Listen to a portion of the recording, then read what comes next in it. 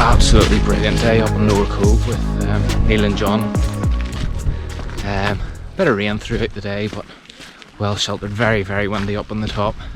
I tried to make a wee video there on what gear I brought up with me, what gear you need to go trad climbing, but I think the wind has ruined it, so I'll record that bit back at the training garage, and you can see what gear I bring on my trad rack.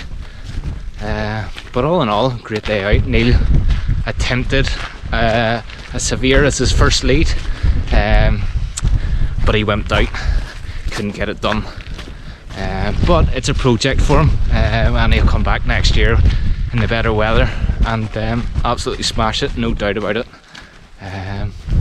So yeah, I'll see you back at the garage. Hey guys, welcome to the garage.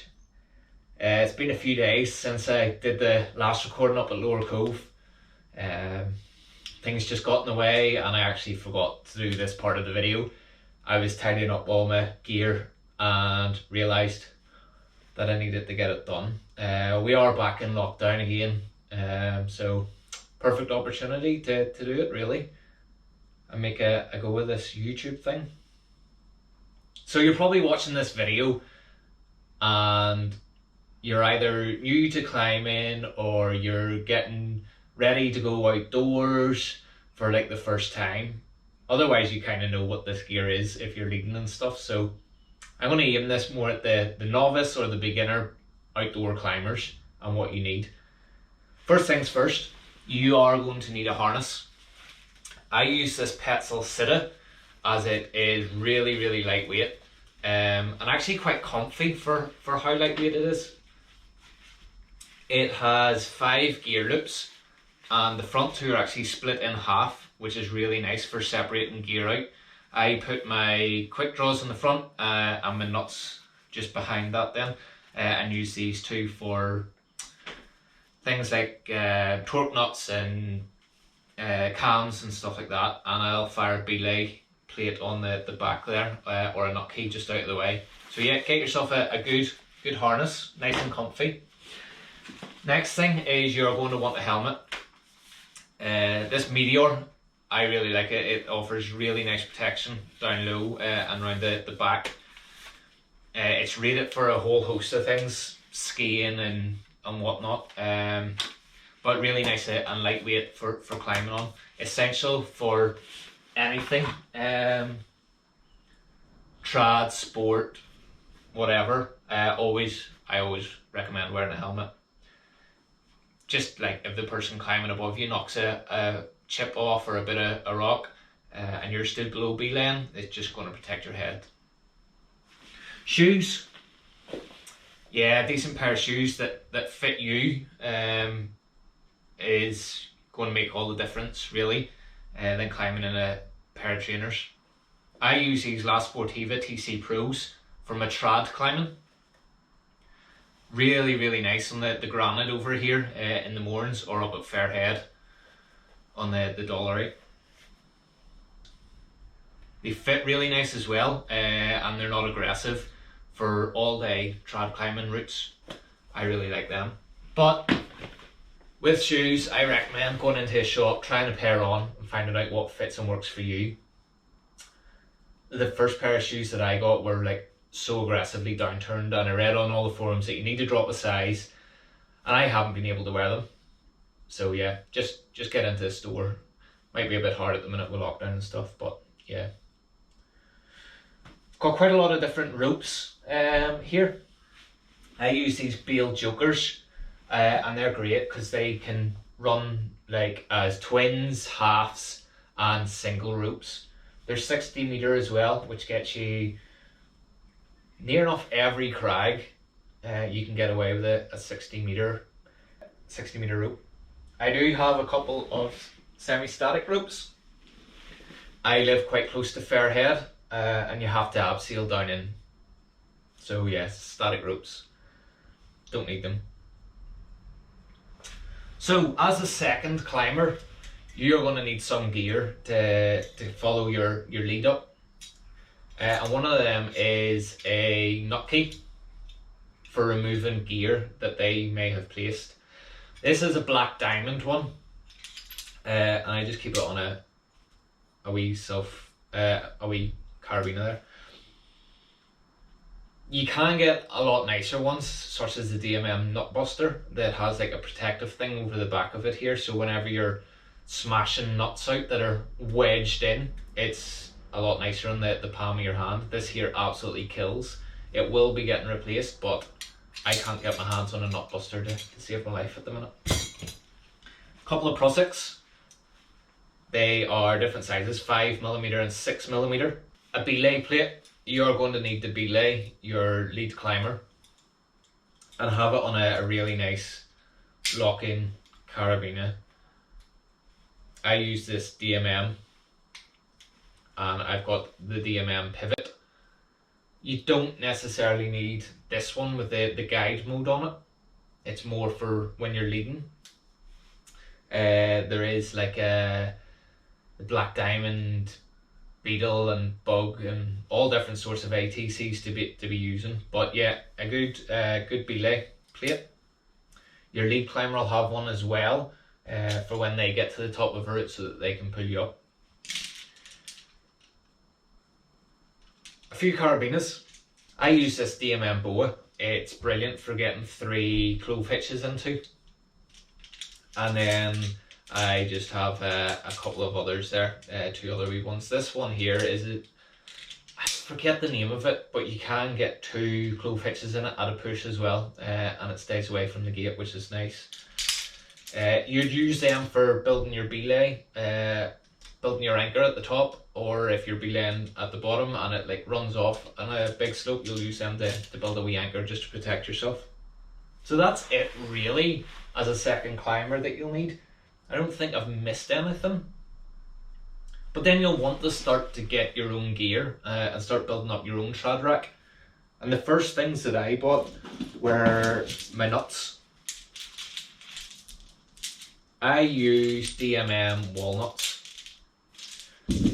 And I've got them split across 2 carabiners. I keep my bigger size on one and my smallers on the other. I use these oval carabiners, but I think I'm going to be replacing them for just normal snap gates. When you take these off your harness, you can forget what way up they are sometimes, and sometimes you can unclip, and they don't have a nose on them, and you can actually lose a couple of nuts on route. So yeah, I wouldn't recommend an oval one. I have doubled up on, so I've got a 1 to 11 on here, and I've also doubled up on, I think I've doubled up on a 4 to 7 size, just to give you a bit more variety. They are brilliant for protecting. It's the first bit of protection that I bought. Really recommend a set of nuts. And then you can get these offset nuts.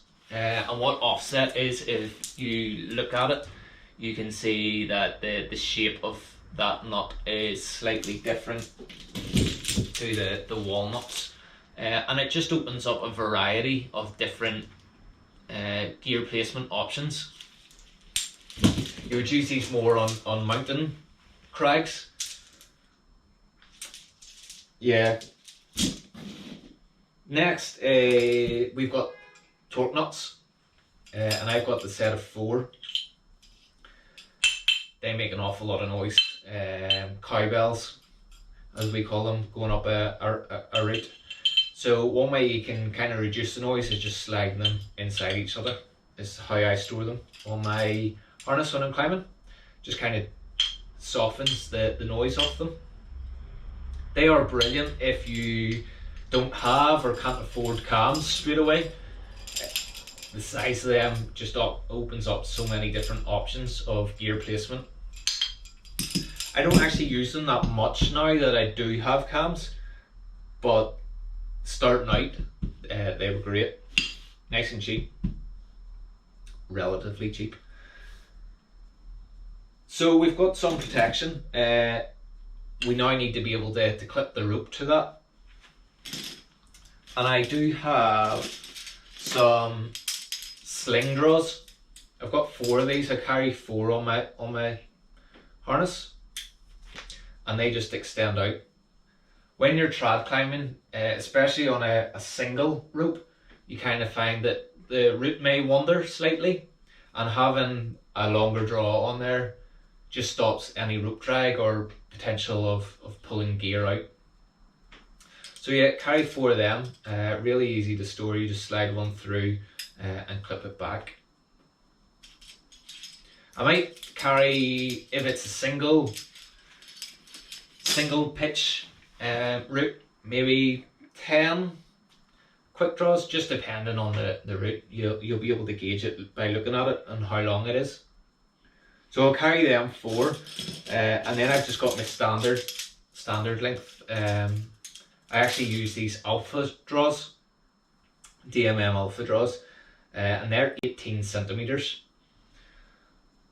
They're really nice because they're color coded. So the silver, I always use the silver into the nuts or your protection.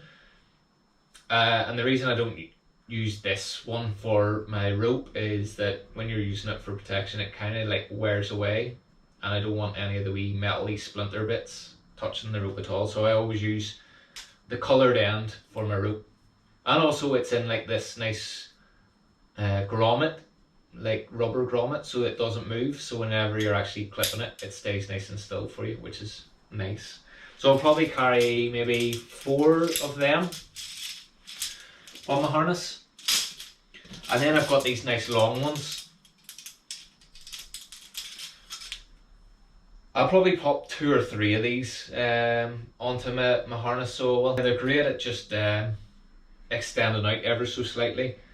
If it's in between a standard quick draw and a long sling draw.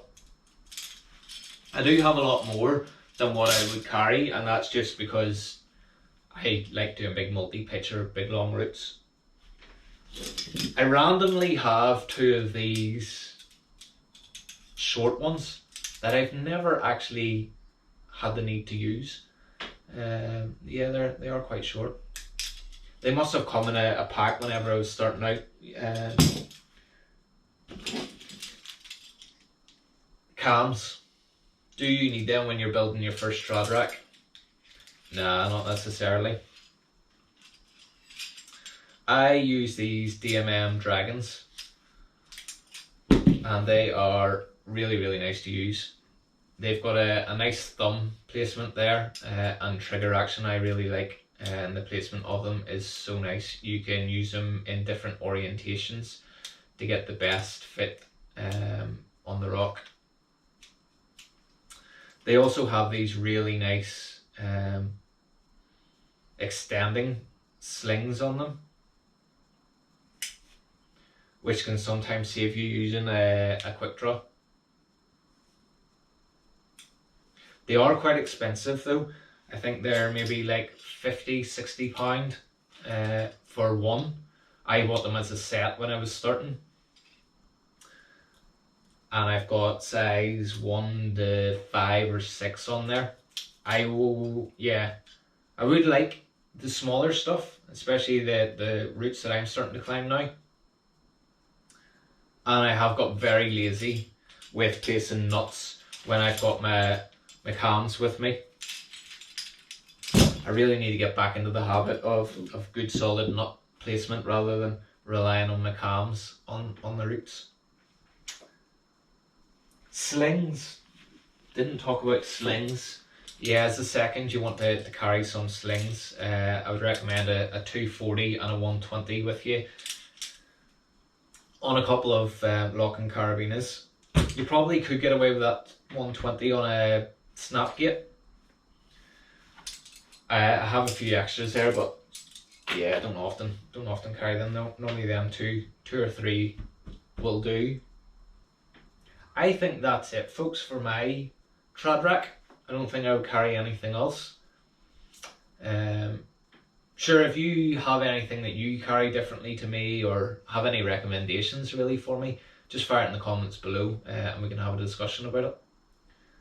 Sure, we'll fire back over to Neil attempting his severe down at the Mournes at Lower Cove. Yeah, stay tuned for the next video.